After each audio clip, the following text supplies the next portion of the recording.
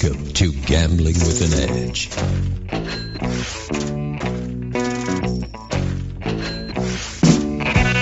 And now, here are Bob and Richard.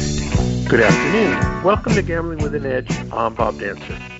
And I'm Richard Munchkin. Today is another Bob and Richard show where we answer questions sent in by our readers. Some were sent to gamblingwithanedge@gmail.com. Richard posted a request for this on both the Gambling with an Edge website as well as on his Twitter and Facebook page. First question. What hourly rate is acceptable for long-term casino play with little or no heat? And my answer to this is it depends on what your alternatives are. If you're somebody whose best outside the casino job returns $15 an hour, then if you can earn $20 an hour in the casino, that's acceptable. If you have a $20 or $200 an hour career, then you need a lot more out of a casino to make it financially sensible. Also, keep in mind, it's not all dollars and cents. Do you have a family, at least somebody special? Spending no time at home chasing a $20 an hour opportunity might not be healthy for your relationship. Do you have anything to add, Richard? Yeah, I would just say it also depends a lot on, do you like the game that you have to play for whatever it is that you're willing to play it for?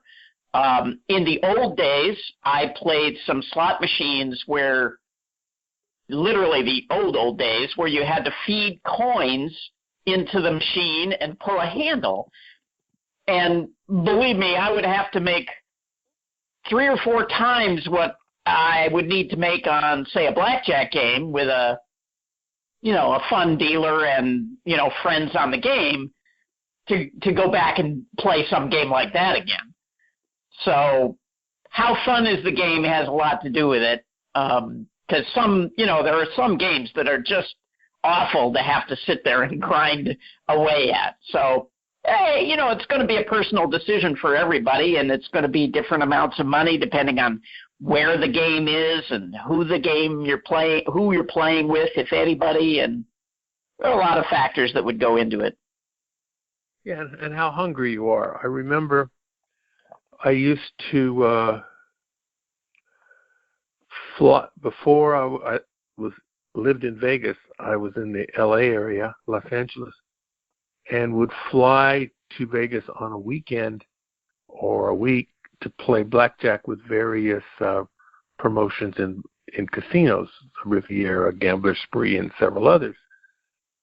And, if I got there, the airport 45 minutes early, I would go around picking up luggage carts that people had left and putting them back into the holder for 25 cents. And so I might get 10 or 15 or 20 of those while I was waiting for my silly plane. But at that time, money was important to me, and I was basically scrounging. And I would not do that today, but I did then. So, good. Let's move on. Have you ever let a personal dislike for a casino corporation or owner factor into your decisions of where to play? Perhaps when you had comparable AP options, a bad experience for you or for your friends, or politics of the owner, or something else would have made it sweeter to take their money compared to somebody else's. You want to try this one first, Richard? Yeah, I certainly was affected when 2 guys I knew were beaten within an inch of their life at the Horseshoe downtown, and I tended to stay out of there for some time. Now, again, this is back, 30 years ago, and things have changed. I, had another friend who they threatened to pull his eye out with pliers at the Imperial Palace.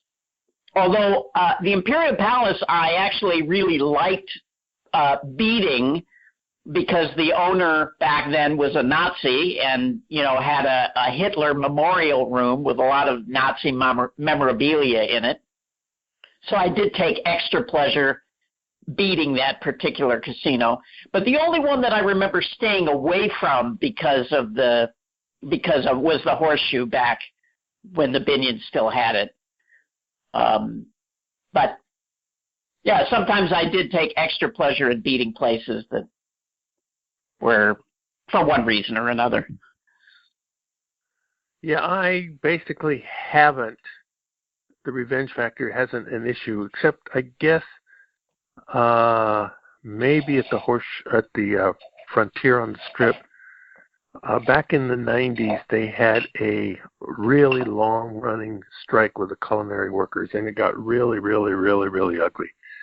But they also had a very nice single net game, and dollar full pay deuces, and a bunch of other really juicy opportunities. So if you pass the picket line, there was really good opportunities inside. And so I'm not sure if I kept going back there because I didn't like the way they were treating the culinary workers, or it was really such a good deal inside. One of the factors is if you really don't like a place and go in there, there will be somebody in there who will learn to know who you are, and they're going to work somewhere else recently.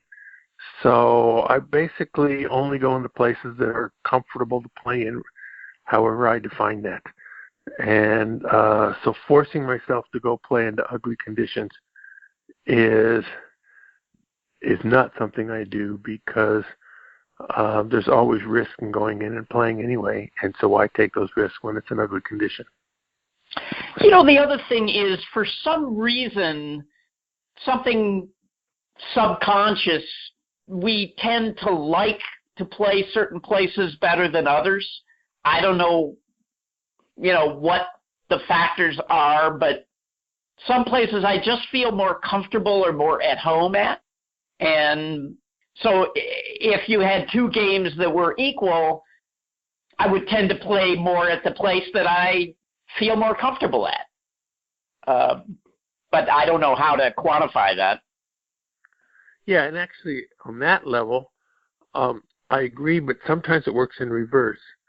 In video poker, at least in Vegas, the casinos are more actively removing players one way or another than they used to. And so sometimes getting lucky at a casino or being ahead is a reason for you to like it. If I'm ahead at a casino recently, as much as I want to go back and take another load, I force myself to stay away for several months. So to try to extend my welcome as much as I can. Yeah. Another question. He says, my question is particularly relevant to full-time APs. In certain jurisdictions, casinos are required by anti-money laundering laws to ask about your source of funds or source of wealth and demand documentation as evidence of your answer, for example, a payslip, a letter showing a sale of property, tax return, etc. If you answer you're an advantaged player, they'll probably see you pass the anti-laundering test, but it wouldn't be good for you EV-wise. Have you ever encountered this situation, and how have you answered, or would you answer? So well, me, I'm skeptical. Yeah, go ahead. I'm sorry. Go ahead. I haven't been asked to provide such documentation, but I'm in my 70s, although I only look like I'm 68. So, but saying that I'm retired is easily believable. So I can accurately tell them it's been more than a decade since I earned a regular paycheck, and they're not going to ask me to provide documentation for that. So I had a number of professions way back when, and I'll just pick one. And sometimes not even a real one. A real one would be, oh yeah, I was a dance teacher. Well, a lot of people have heard that Bob Dancer used to be a dance teacher. So that's the one that would not scare them whatsoever, but I would not use that. So just pick a profession, and I suspect it'll be fine for me, although most of the audience is younger than I am. Richard. Well, I'm skeptical of this.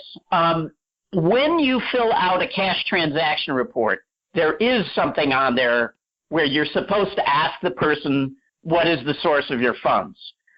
And I've certainly been asked this at banks where, I have had cash transaction reports done. I have never heard of anyone asking for documentation. And if they're doing this at a casino, I think they're trying to screw with you, because I've never heard of it being required that you show any documentation. Now, if you showed up at a casino with $100,000 and wanted to put it on deposit, maybe I can see them, asking about a documentation. But even then, I would just say, who carries around documentation? I mean, again, I think there's something else going on if they actually want documentation. Now, if it's just a simple cash transaction report, say you're coming to stay at the casino and you're putting front money on deposit or whatever, and it's over $10,000, I would just say, this is cash from the last time I was gambling. I'm a big player. I have a lot of cash. So, this doesn't happen to me out in casinos because I tend to never buy in for over $10,000 or cash out for over $10,000. If it's cashing out, then it's easy to say where the money came from. It came from the tables, right? But, I've just never heard of such a thing. And so that's how I would handle it. If it was, now when it happened in a bank, I just told them I gamble, and I won the money gambling. And I live in Las Vegas, and they accepted that just fine. Yeah, but a casino might not want to accept that. Good. New question. A player had an incident recently in a casino in the middle of nowhere, he says. He's a table game player. There was another card counter who would come up to his table, and every time the player sending in the email to us moved tables, the other guy did too, and he stalked them all night long. The emailer basically glared at him and said otherwise ignored him. He wants to know how we would have handled it. Richard, surely this must have happened to you. Oh, yeah, this happens. And I would be as rude as I possibly could to people like that. I would say, I like to play alone. In the beginning, I'd be nice. I'd say, hey, I like to play alone. Would you mind playing at another table? And if the guy was going to be a dick about it and say no, and he would jump in anyway, well, then I would play only the positive counts and sit out the negatives, and let him play into the negatives. I would do things like when the count went positive, I would spread to as many hands as they would let me spread, and then sit out the negatives. And basically I would make the game so bad for him that he would not want to play with me. If he persisted, I would probably at some point move tables, and if he came and did it again, then I would just make the game as bad as I possibly could for him. So, and usually they get the message and they leave you alone. This kind of thing happens to me in video poker as well, although my response is typically quite different. Since I teach classes and have done so for decades, I'm sort of a public person in Las Vegas, There are a number of players who see me and figure that this game is good enough for Bob Dancer, it's good enough for me. The fact is, though, unless they know why I'm playing somewhere, frequently they're making bad decisions. Sometimes the reasons to play come from the machine. Sometimes they come from somewhere else. Either you're an invited guest at a particular promotion and somebody who wasn't an invited guest would not be getting the same benefits. Sometimes I'm playing to maintain a monthly mailer or a tier level, and if they're not doing that, it could be a negative game for them. So when somebody comes up to me and they say, "Hi, Bob," and they know who I am, there's a whole lot of these people who they know who I am and I don't know who they are. And for the initial few minutes, I tend to be polite. I will shake their hand, ask their name, where they're from, and give them a couple minutes. Then I will tell them I'm working and I have to concentrate when I'm working, so please don't ask any questions. And if they're a select group of friends, Richard would qualify, but he hasn't really come out playing video poker with me recently. But, a certain group of select friends, I'll tell them why I'm there and why this is a good play or why da-da-da-da-da.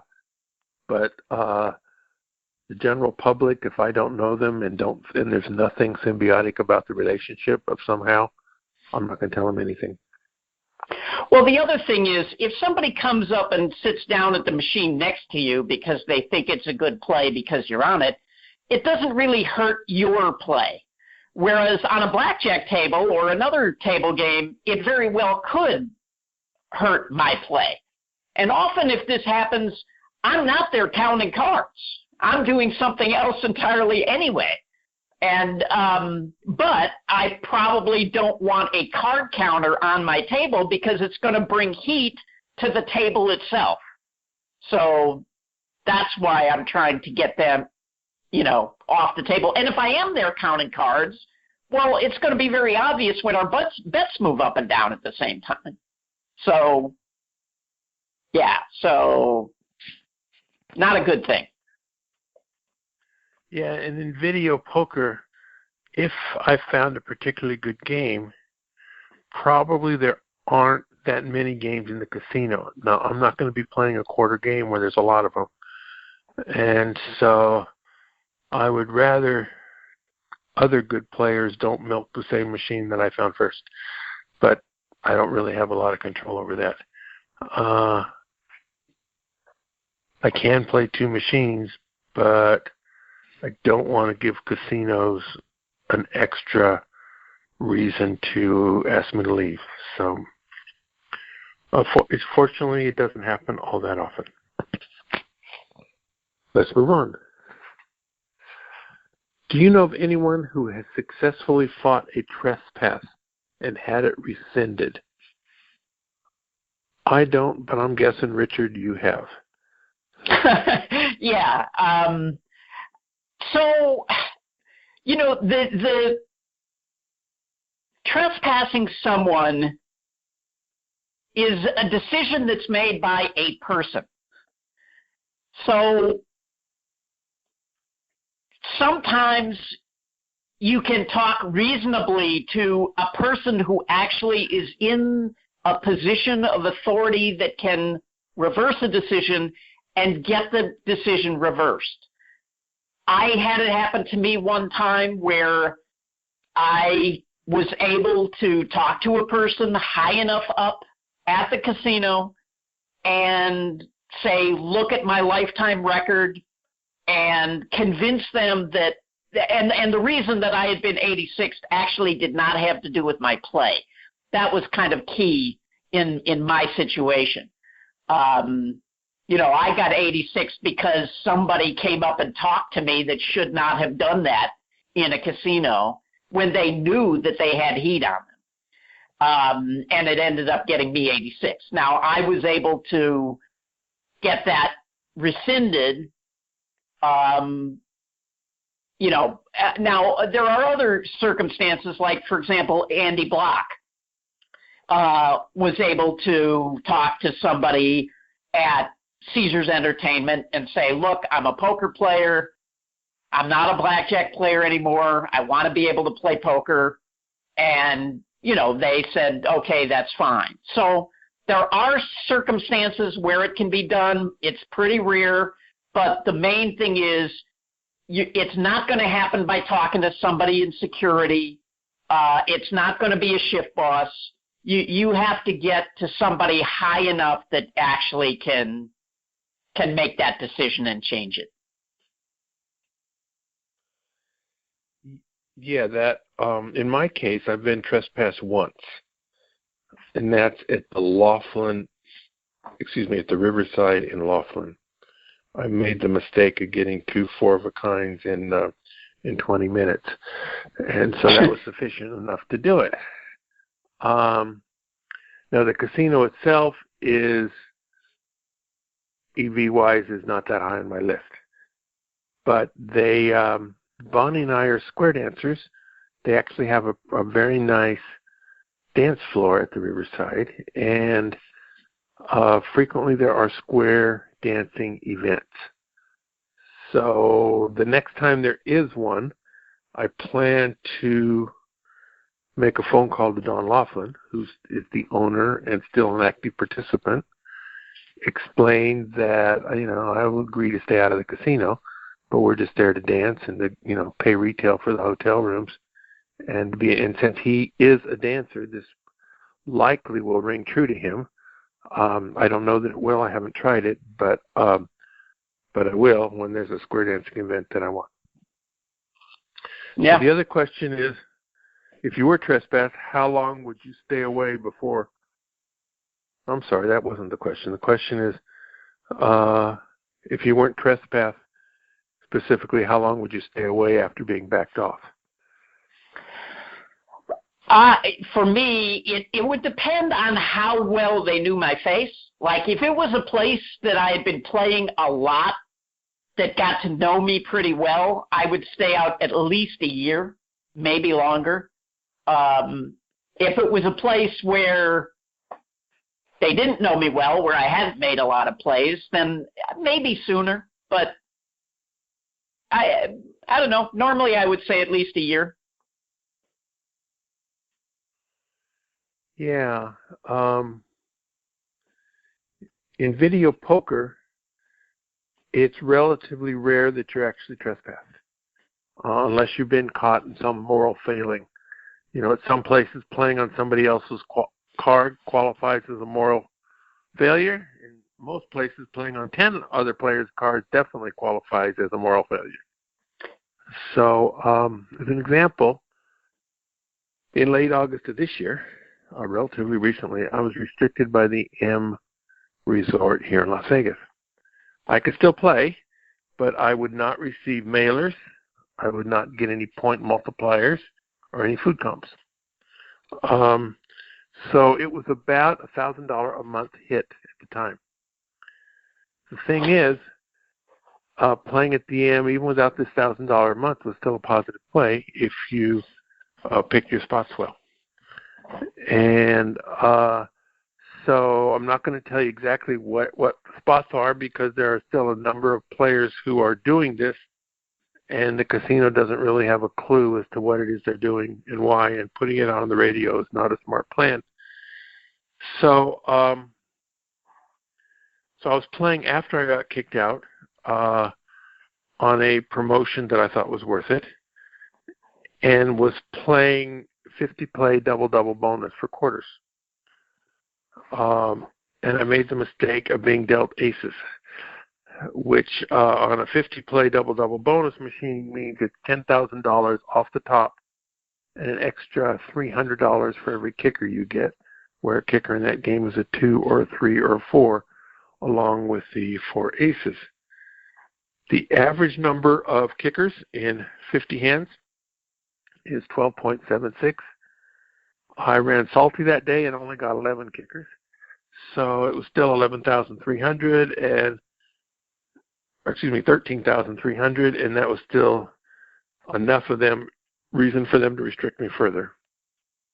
Currently, the restrictions are severe enough. I have no reason to play there.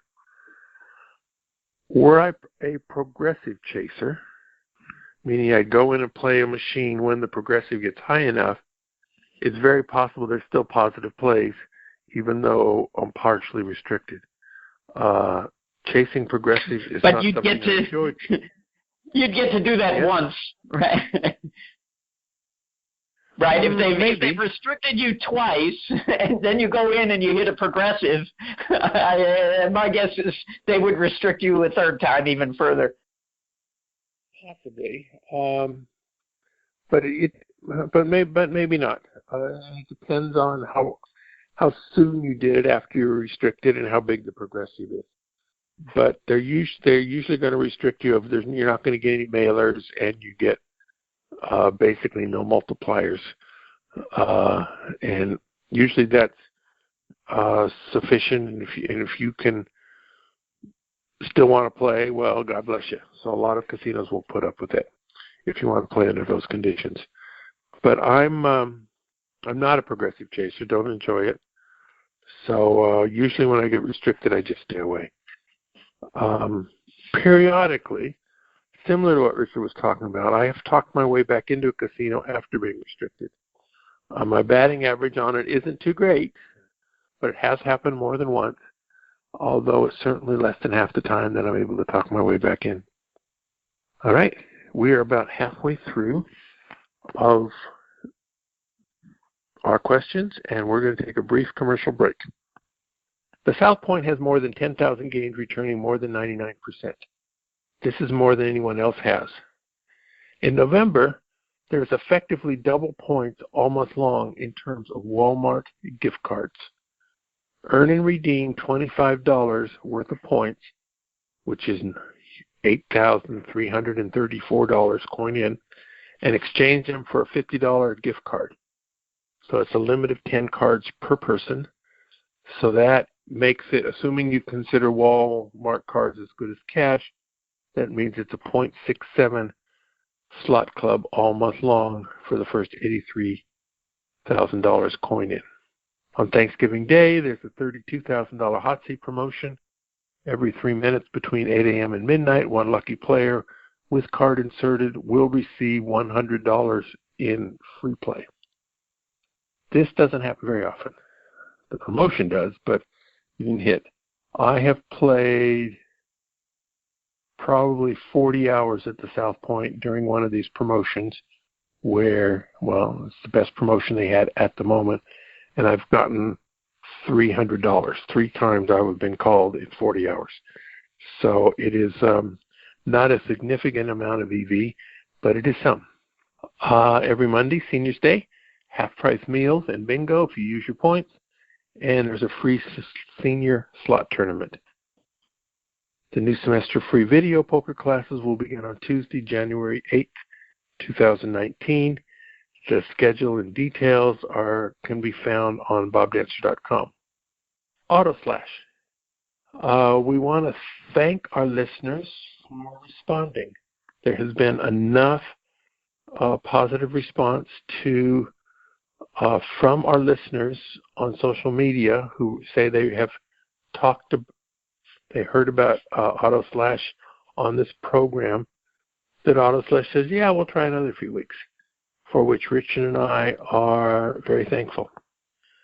AutoSlash is a organization that will track the price of car rentals, and it notifies you. It records your discount basis, whether you're in AARP or Costco or airline travel cards, etc. And now, if you pay immediately beforehand, you get a significant discount, and you can still cancel 48 hours before the car rental if you need to. On average, users save about 30%. I personally use it. How about you, Richard? I too use it. I have a few reservations actually coming up in the next few months. And whether you go put in your information and get a reservation at AutoSlash or anywhere else, you can then go back to AutoSlash, put in your reservation in their tracker. This is, for me, the best part of AutoSlash is you put in your reservation in their tracker, and anytime the price goes down, you get an email that says, hey, we found a lower price. Here it is. Just click here and takes you to the new price, and you can just keep going lower and lower whenever they find something that lowers the price. So that's the best part to me, that and the fact that it's free, always free, so it costs you nothing to use it. Both Bob and I use it. We highly recommend autoslash.com. At videopoker.com, it's the best place to play lots of games. If you sign up for the gold membership, $8.95 a month or $79.95 a year, this allows you to get correction on most of the games. Our listeners get a free trial of the gold membership for 1 month. They sign up at videopoker.com/GWAE. So it's for 1 month only, and the beginning of the offer expires at the end of this year. The game of the week is Double Super Times Pay. Double Super Times Pay is a 7-coin per line game where you can get multipliers between 2 and 10 approximately once every 15 hands on both the deal and the draw. There is no strategy changes necessary, and it averages about a 0.5% advantage or 0.5% increase. So if you're playing 8-5 bonus poker, normally it's 99.17. The double super times version is 99.67. A lot of that extra money, though, is in the very rare hands. If you get dealt a royal, which happens every 650,000 hands rounded, and you also get a multiplier on that hand, which is 1/15 of those times, then those multipliers are all 20. And so it becomes this huge jackpot very occasionally. And so, especially if you're playing like 10 lines. So it can get real big real fast. So normally you're not going to get that level of multiplier. And so it's not going to play nearly like it's a 99.67 game. But long term, it is. All right, so we're back to our questions from our listeners. Given that one abandons all anonymity when playing video poker, are there any reasons why one would not take advantage of casino credit? Or am I being naive that the casino would offer such a thing to someone who predominantly seeks out AP situations via the best pay schedules and promotions? It's not so much the credit I'm seeking, but more so the convenience of not carrying large amounts of cash. I have mixed feelings on this. I use casino credit at casinos where they know me. It's for the safety reasons you cite, but also there are times where credit customers get better promotions than non-credit customers. If I'm going to a new place, however, I do not sign up for a credit line in advance. I'm never sure if my action is going to be appreciated or not. So I make it so that they don't know that I'm coming until I physically sign up and start playing. And then it's going to take them a while to make a decision. It doesn't seem to me to be a good strategy for me to call them up and tell them I'm a very famous and successful player, and do they mind if I come in and clean them out? That just does not make a lot of sense to me. But if your name is relatively unknown to the casinos, perhaps this will make sense, especially if considerable travel is involved to get you there. Do you have any comments on this, Richard? Well, I would just add that if you play other games, you may want to really think twice about this. If I was just a video poker player and played no table games, then yes, I would probably get casino credit. But realize once you give the casino your social security number, they have it. And if you're a table games player, that can be a big problem, because even if you go get your name legally changed, which we're going to get to this actually in some questions coming up, you don't get to change your social security number. So changing your name may not be enough if you've already given up your social security number. So it's something to really think about if you're playing things other than video poker. All right, moving on. A player is trying to make a living as an AP, primarily as a blackjack counter. Some of our guests have told great stories and talked about lots of money, and so he figures that, well, maybe that's why we had him on, and that's at least partially true. If you've been successful, we're more likely to want to talk to you than if you've lost every time you've gone play.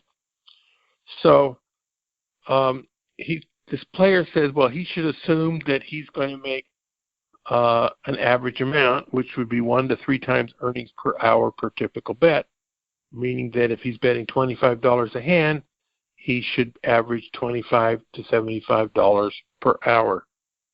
Richard? I'm not sure what the question is. I mean, your win rate is how much should he expect to make? Okay, so if you're going to take this seriously, then you should spend the money to buy the Casino Verite software, because I can't answer that question without knowing how many decks are you playing, what's the penetration, how big is your bet spread, how many other people are playing at the tables with you. I mean, there's a lot of factors that go into how much you're going to make, assuming that you're competent, you know. But so if you're going to take the game seriously, then you need to own that software, because then you could plug it in and say, I'm going to play this many decks, and here's the rules, and here's my bet spread, and, you know, it'll give you a win rate. So, and it's better to look at a win rate per 100 hands as opposed to per hour, because some games you may be getting 50 hands an hour, and other games you might get 200 hands an hour. So it's better to look at per 100 hands, and then you can extrapolate what the hourly win rate is. Okay, and since Richard referred to this following question, let's ask it. How does one go about legally getting your name changed? Richard. It's really quite easy. First of all, people ask me about this a lot. Many professional players that I know have gone and had legal name changes. Some of them have done it more than one time. It's a piece of cake. I mean, the last time I did it was in California. I was living in California at the time. And you just go on the internet, and there's a form that you download, and you fill it out. And at the time I did it, things may have changed. You had to advertise in a legal journal or any kind of newspaper that you are changing your name. I guess the idea is that if you're trying to get away from debts, somebody might read about it in one of these papers that no one reads. But anyway, you put this ad in there. It has to run for 3 weeks, and then you have a court date. You show up in court. The judge says, why do you want to change your name? I said, for business reasons. He said, okay, next, and that's it. Then they give you a legal court document that says, you know, this person has changed their name. This is their new name. So, yeah, there's really nothing to it. Now, one of my longtime partner, a number of years ago, researched this and found that if you get married, apparently you're allowed to change your name to anything you want. It doesn't have to be your spouse's last name. You can just change your name. And men can do it too. It does not just women. So if you're getting married in the near future and you want to change your name, that'd be the time to do it. Huh. Now, I've had more than one wife. I could have had lots of these different names. Now you Yes. tell me, Richard. Yeah, right. I'm done with that. But, oh well. Oh, by the way, I should say one other thing.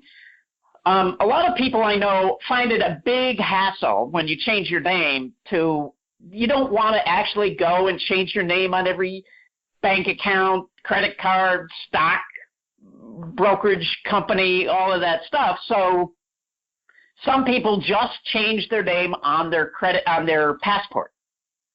So now your passport is in a different name than everything else. I don't know anyone who's had a problem with that. In my own case, I went and got a global entry visa, which I highly recommend if, for anybody who travels overseas. By getting it, you also get TSA pre in the United States, which if you fly, you definitely want. And when you get global entry visa, you fill out the paperwork, they do a background check, and then after the background check, you go into an immigration office and they fingerprint you. So when I went in to get my fingerprinting after the background check, they asked for my passport and my driver's license. So I handed my passport and my driver's license. They're in two different names. He goes, how come these are in different names? I said, I had a legal name change and I changed it on my passport, but then I never changed it on my driver's license or bank accounts. He was like, okay, boom. I mean, less than 5 minutes I was in and out. So it was no problem at all. So it's only a problem if you want to play in a casino and earn a free cruise. Using your driver's license name. Well, yeah, so this can be a problem, right? Because if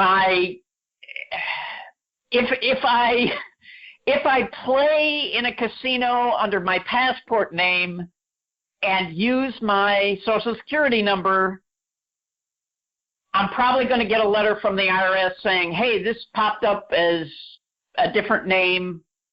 Is this you? I've had these letters before, right? They say, we got this tax withholding to Richard Munchkin. Is that you? That's not the name on your tax return. And I would just write them back and say, yeah, that's me. And they would go, okay.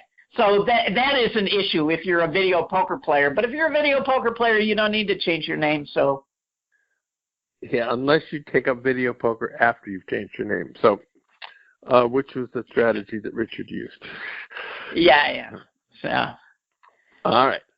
Another. These are the minor irritants that we deal with in our business. Yes. Somebody read Ian Anderson's book that if you flat bet two hands of $1,000, playing only positive counts, you can still win $640 per 100 rounds dealt to you. Since there's no bet spread, it seems like you would last infinitely longer in the casino and would receive all casino comps with impunity. And you could even do it smaller. So if you play two hands of 100 and we're happy with $64 per 100 rounds dealt, that seems to be great. What do you think about this?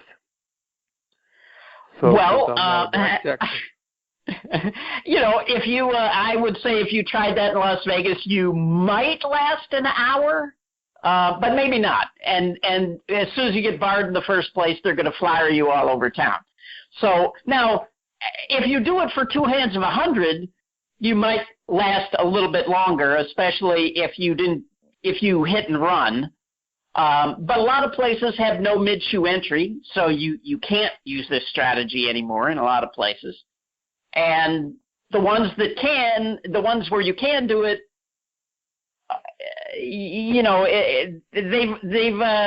they've seen this movie before. So now using this strategy, in Iowa or something, yeah, it might fly at two hands of 100. I don't know. But in Vegas, it's not going to fly for long. All right. Another question. When we visit Las Vegas, my wife likes to play slots. Can you recommend a beginner slots book? So, reading about beginner slots seems to me to be almost like mutually exclusive. People who want to play slots usually are not looking to play the game intelligently, but rather just have fun without a lot of thought. With that being said, John Robison, spelled Robison, has been a guest on the show and has written a book called The Slot Expert's Guide to Playing Slots. There are some bets in slots that are not as bad as other bets. Now, I haven't read this particular book, but I've known John for more than 20 years, and he writes well and he writes accurately. The same listener continues and says, we're from Canada, where they have VLTs, which are video lottery tournaments. Are there any differences between slots and VLTs? And if so, can you recommend a beginner VLT book? And I have the same recommendation as I had before. You got any beginner slot books you want to recommend? There are not any that I know of, but I would just say that I know a lot of our listeners are playing slots now. There's a lot of money being made playing slots, and just kind of a warning to people, the MGM in particular is on the warpath and has been barring a lot of slot players, and a lot of the other MGM properties have also been barring a lot of slot players. So just for you slot players out there, be warned. Those places have not been taking it well. Okay, but you're not talking about a beginning slot player. You're talking about... No, I'm talking about advantage slot players. So. Right. Okay, new question. Someone is going to be playing video poker, jacks or better, at the river in Chicago, and he's found some okay machines on VP Free 2, and he's pretty sure he's located in the casino. The only trouble is he's not sure what the pay schedule is because they're older and he can't see a sign anywhere on it that says they're 9-6. He wants help. And my response to that is pay schedules are not typically difficult to find. The numbers 9 and 6 are the numbers you get for the full house and flush respectively. Sometimes you need to go to a help screen to find the numbers, but if it's an old machine, you probably don't. If it's not listed anywhere, that would be really unusual, but still you can find out relatively easy. You get the cycle for a flush and full house are each about 90 hands. So you can play relatively few hands and see how much you get on a full house. If it's 45, well, that part's good. If it's 30 on the flushes, that part is good. If it's not those numbers, then it's not a 9-6 machine. If that actually is the very easiest part of video poker, and if you're having trouble with that, possible video poker is too tough for you. I'm not sure. Yeah, that sounds like someone who's never actually played video poker. I've never seen a video poker game where the pay table wasn't right there in front of you when you deal the cards. Same player. He also has a blackjack question. He says he's counting cards at lower stakes, and he saw a $5 table, 3-2, with the blazing 7 progressive. He wants to know what adjustments he should make to play it. And I'm going to send him to the Wizard of Odds. If you Google Wizard of Odds and Blazing Sevens, there's a page where the wizard, Michael Shackelford, discusses this game. There are 2 versions of the games and 2 different pay schedules for each version. So there's 4 variations, which are at least 3 too many to go through here. Now, the odds on the game increase when the progressive rises. For most players, simple algebra should be sufficient to figure out when the bet is positive and when it's not, given the information you can find on the Wizard of Odds site. The payout on the side bet involves dealt cards and doesn't require any special playing skills.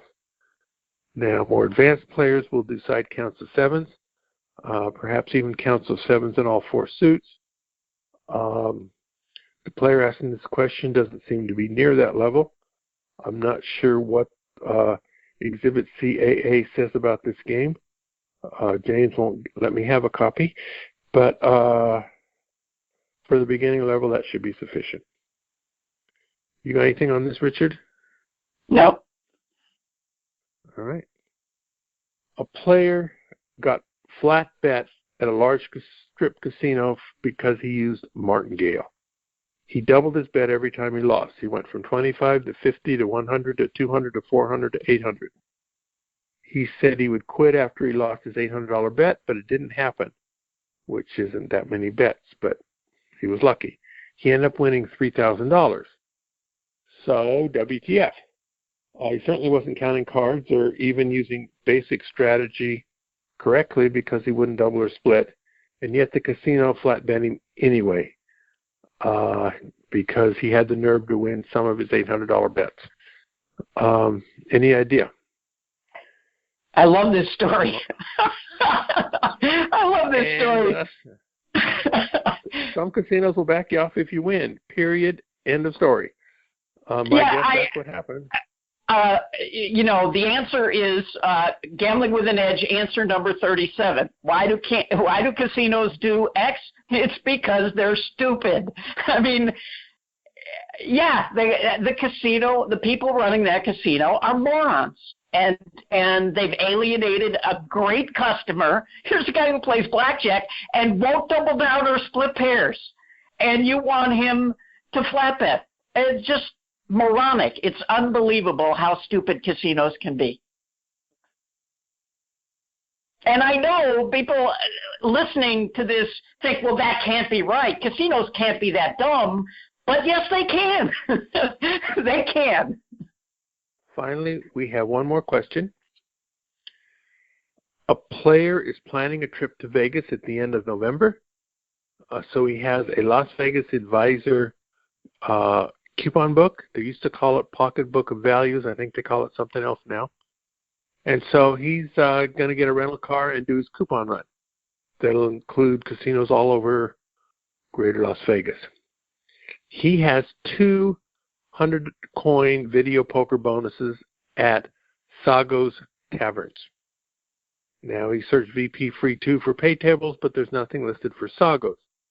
What he would like us to do is go out to Sago's and find out the pay tables for Jacks or Better, bonus poker, and double-double bonus. It's not going to be me. I don't even know where the Sago's are.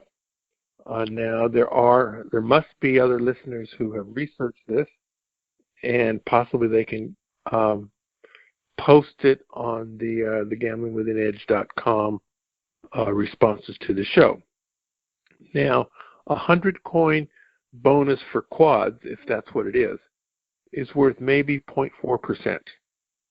At most taverns, they don't have any games where adding 0.4% makes anything close to a positive play. That might be different at Sago's, but you'll have to find out from somewhere else if that's there. All right, well, Richard, we still have lots of questions left, which is good. So we will do this again. And I thank you, Richard, and I thank all of our listeners for sending in the questions. And go out and hit lots of royal flushes, everybody. Good day.